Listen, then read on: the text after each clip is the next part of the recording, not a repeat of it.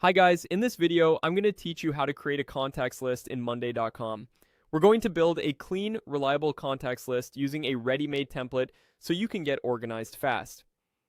Start on the monday.com homepage in your browser. Once you're in your workspace, look toward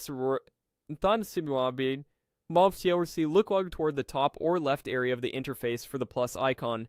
This is the quick way to add new items in Monday, including new boards, which is what we'll use for our contacts list.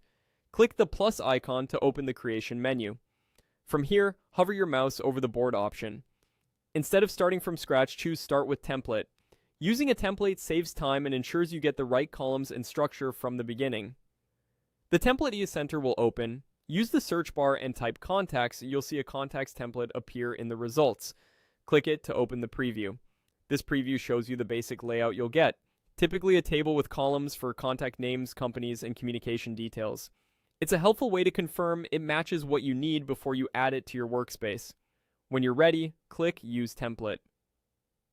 If you're prompted, select the workspace where the board should live and confirm. Monday will create the board and take you straight into it. You now have a fully functional contacts board ready to customize. Next, edit the contact template so it fits your workflow.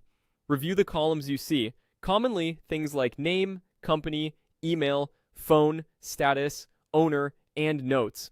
Rename any column by clicking its title to match your terminology. If you need more details, add columns such as tags for segments, a date for last touch, or a drop-down for priority. You can drag columns left or right to set the order that makes the most sense for your team. Take advantage of column types. An email column lets you click to compose a message directly from the board. A phone column keeps numbers consistent. A person column assigns an owner so it's clear who manages each relationship.